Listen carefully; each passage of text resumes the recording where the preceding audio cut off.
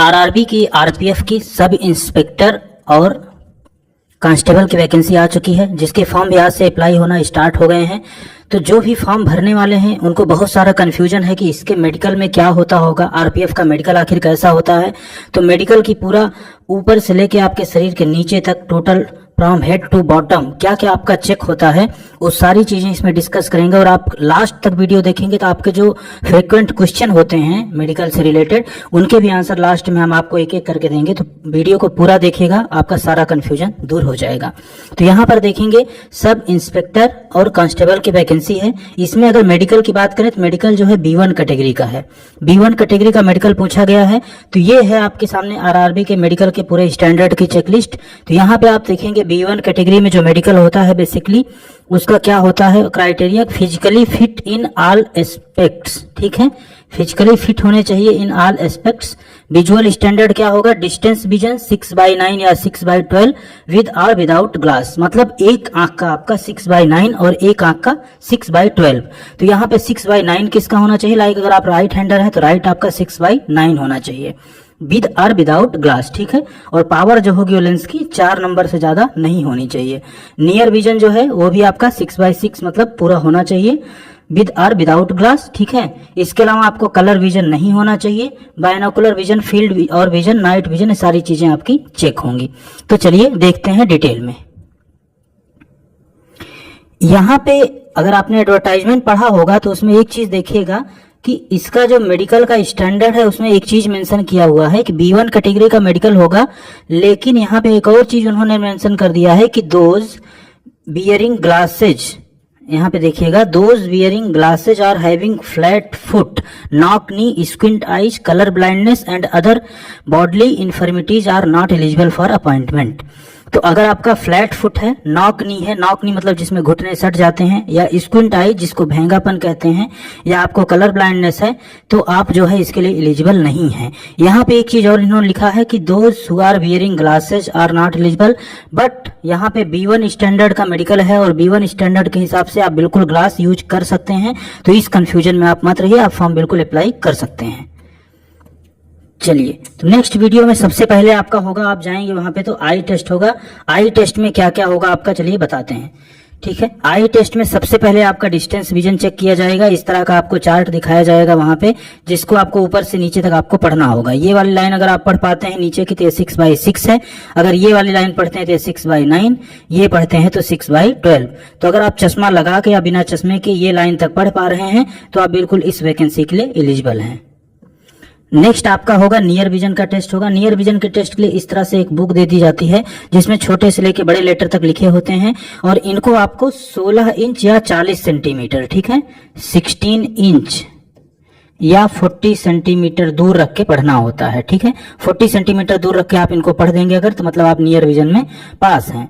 इसके बाद नेक्स्ट आपका होगा कलर विजन, जो कि सबसे ज्यादा ही टिपिकल और सबसे ज्यादा मुश्किल टेस्ट होता है। कलर विजन अगर आपको है तो आप रिजेक्ट कर दिए जाते हैं ऑन द स्पॉट। तो कलर विजन इस तरह से आपको दिया जाएगा जिसमें आप स्क्रीन पे देख के भी पढ़ सकते हैं। ठीक है, जैसे इसमें 12 लिखा है, 8, 6, 29, 57। अगर आपको कलर विजन नहीं है तो आप इनको इजीली इस तरह से पढ़ते हुए चले जाएंगे।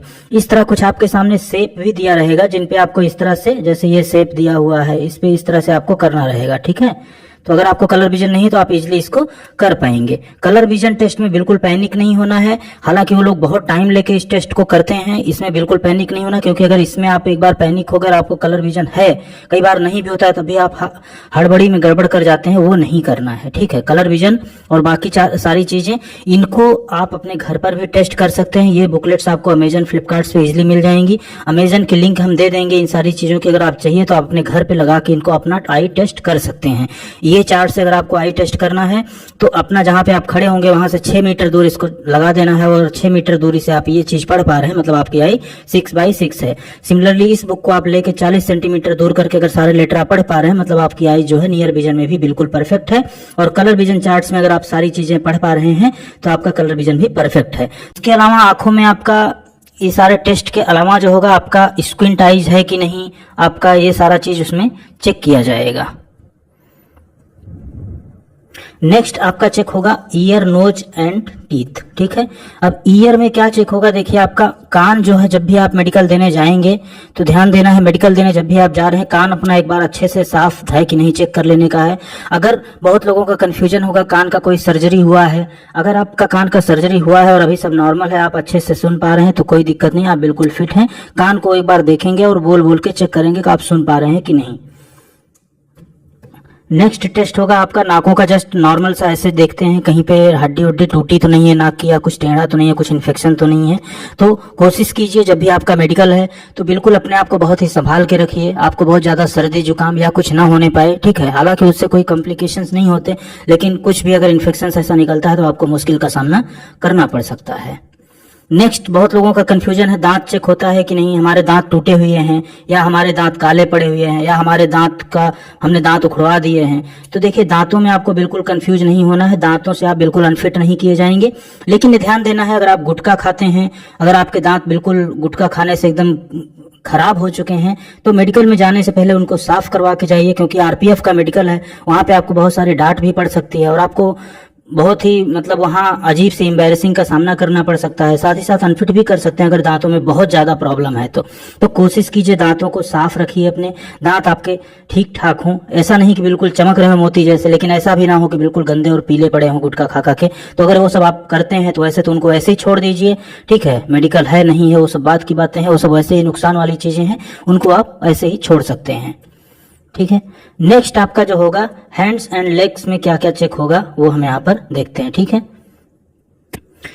सबसे पहले हाथों को देख लेते हैं। यहाँ पे आप देखिए आपके हाथों को चेक किया जाएगा, आर्म्स आपका आर्म्स जो है जब आप ऐसे सीधे ऐसे करते हैं तो आपका हाथ जो है इस तरह एक नॉर्मल पोजीशन में होना चाहिए। ठीक है, अगर आपका हाथ पीछे की तरफ अंदर की साइड या बाहर की साइड एक एंगल में झुका हुआ है इस तरह से है तो बिल्कुल आपको जो है वहां पे अनफिट कर दिया जाएगा। तो इसलिए हाथों को थोड़ा सा ध्यान दें, हाथ आपके नॉर्मल हैं कि नहीं।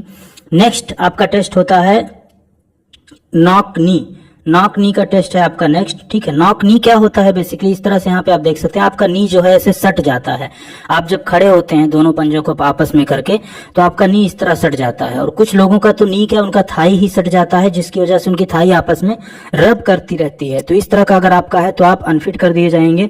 नॉर्मल इस तरह होना चाहिए आपका कि आपके जो घुटनों के बीच गैप होना चाहिए और थाइस के बीच में भी गैप होना चाहिए। इस तरह अगर बहुत ज्यादा गैप है, ऐसे धनुष आकार में आपके टांगे हैं, तब भी आपको अनफिट कर दिया जाएगा।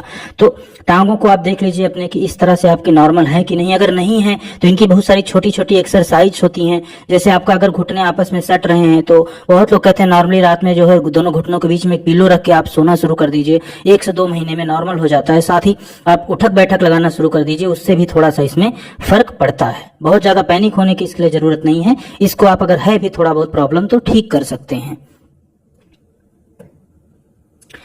नेक्स्ट आपका जो चेक होगा फुट, फ्लैट फुट तो नहीं है आपका। फ्लैट फुट और हेल्दी फुट क्या होता है, आप जैसे नॉर्मली घर में इसको टेस्ट कर सकते हैं। आप पानी में अपना पैर भिगो के जब मिट्टी पे रखते हैं, अगर वहां पे इस तरह से गैप बनता है जैसे ये बना हुआ है, मतलब आपका फुट सही है। लेकिन अगर पूरा आपका पैर ऐसे छप जाता है, मतलब आपका फ्लैट फुट है। ठीक है, तो फ्लैट फुट अगर आपका बहुत ज्यादा है तो आप इसमें अनफिट कर दिए जाएंगे।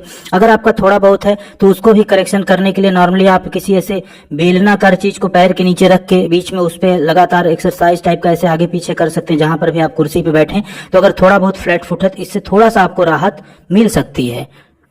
नेक्स्ट आपका हाथ में स्वेटिंग होता है कि नहीं। अगर हाथ में आपके बहुत ज्यादा पसीना होता है, हालांकि इसमें बहुत ज्यादा चेकिंग नहीं होती है इसकी आर्मी या एयरफोर्स जैसा, बट अगर हाथ में आपके बहुत ज्यादा स्वेटिंग होती है, थोड़ी देर मुट्ठी बांधने से आपका हाथ पसीज जाता है, तो आपके लिए थोड़ी मुश्किल खड़ी हो सकती है। तो नॉर्मली ये चीजें बहुत ज्यादा घबराहट होने से भी होती हैं। तो जब भी मेडिकल में जाएं तो वहां बहुत शांत रहना है और अपने हाथों को कोशिश करना है अच्छे से साफ सूफ करते रहना है। ठीक है, और जो सबसे ज्यादा डाउट आता है कि सर हम लोग टैटू बनवाए हैं हाथ में तो क्या हम एलिजिबल होंगे कि नहीं। अगर आपने पूरे हाथ को या पूरे बॉडी में बहुत बड़े बड़े टैटू बनवा लिए हैं तो आपके लिए सच में मुश्किल खड़ी हो सकती है और आपको मेडिकल से बाहर किया जा सकता है। नॉर्मली इसलिए सलाह दी जाती है, अगर आप इस तरह से आरपीएफ या कोई भी डिफेंस की एग्जाम या कोई भी एग्जाम की तैयारी कर रहे हैं तो आपको बहुत ज्यादा टैटू वगैरह नहीं बनवाने चाहिए, क्योंकि टैटू जो होते हैं आपको मेडिकली कई बार अनफिट कर दिए जाते हैं। छोटे मोटे अगर आपके टैटू हैं, जस्ट आपने किसी का नाम लिखवा लिया है, जिसका भी अपने कुछ छोटा सा सिंबल बनवा लिया है, कुछ ओम या कुछ लिखवा लिया है, उतना आपका चलेगा। लेकिन अगर इस तरह से भर भर के आपने टैटू बनवाए हैं तो आपको मेडिकल से वहां पे बाहर किया जा सकता है। नेक्स्ट, प्राइवेट पार्ट्स में क्या क्या चेक होते हैं, इसका अक्सर लोगों को कंफ्यूजन रहता है और लोग खुल के पूछ भी नहीं पाते। तो आपका हाइड्रोसील वहां पर चेक होगा, ठीक है। तो प्राइवेट पार्ट्स में अगर आपके हाइड्रोसील है और आप आरपीएफ की वैकेंसी के लिए अप्लाई कर रहे हैं तो बेहतर यही होगा कि इसको ऑपरेशन करवा लीजिए, क्योंकि नॉर्मली आपको जो आरआरबी की बाकी वैकेंसीज होती हैं, एएलपी की या आरआरबी टेक्नीशियन की, उसमें आपको री मेडिकल मिलता है, ठीक है।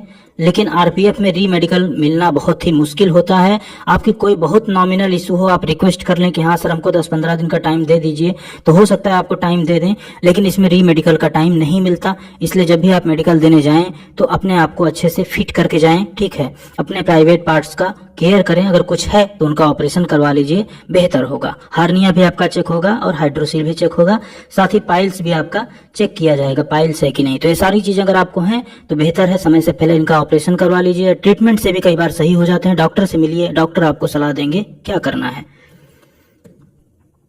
नेक्स्ट आपका उसके बाद चलिए, ये तो शरीर में आपकी क्या क्या चेक होता है हो गया। इसके बाद आपका क्या क्या चेक होगा, अदर चीजें, उसमें आपका बीपी नापा जाएगा, ठीक है। बीपी आपका नॉर्मल होना चाहिए। नॉर्मल रेंज बीपी की क्या होती है, 90 to 120/80 होनी चाहिए, ठीक है। तो आप बीपी अपना नॉर्मल रखने के लिए सब सिंपल सी बात है, हेल्दी डाइट्स रखिए, ठीक है। आराम से मेडिकल देने जाइए, बिल्कुल हड़बड़ाइए मत, ठीक है। नॉर्मल सा मेडिकल है, कोई फोर्स लाइन का या कोई आर्मी का मेडिकल नहीं है, तो इसलिए बिल्कुल नॉर्मल होकर मेडिकल दीजिए। कई बार आपके बीपी सामान्य रहता है लेकिन आप इतनी ज्यादा उसमें हो जाते हैं, पैनिक हो जाते हैं कि आपका वहां पर बीपी गड़बड़ा जाता है। उसके बाद आपके चेस्ट का एक्सरे किया जाएगा, ये देखने के लिए कोई हड्डी वगैरह आपकी टूटी उटी तो नहीं है, ठीक है। ईसीजी आपका चेक किया जाएगा आपके हार्ट की हेल्थ को जानने के लिए, ठीक है। नेक्स्ट फिर आपका ब्लड सैंपल लिया जाएगा। ब्लड सैंपल क्यों लिया जाता है, ब्लड में आपके किसी तरह का इन्फेक्शन है कि नहीं, ठीक है। ब्लड शुगर, HIV, ठीक है, एड्स, ये सारी चीजें चेक करने के लिए आपका ब्लड सैंपल लिया जाएगा और उससे आपकी ब्लड रिपोर्ट्स आएगी। साथ ही साथ आपका यूरिन का सैंपल लिया जाएगा, ठीक है। यूरिन का रूटीन टेस्ट होगा और ये दोनों टेस्ट जो है हमेशा खाली पेट होता है। तो देखिएगा जब भी आपका मेडिकल का लेटर आएगा तो उसमें लिखा होगा कि आपको सुबह सुबह खाली पेट ही जाना है। तो खाली पेट कोशिश कीजिए मेडिकल देने जाइए, क्योंकि तभी ये सारे टेस्ट नॉर्मल आएंगे। यूरिन टेस्ट से पहले आप थोड़ा पानी पी सकते हैं, बट ब्लड टेस्ट आपको खाली पेट ही देना है, ठीक है। और कोई डाउट है तो आप बिल्कुल कमेंट करके पूछ सकते हैं।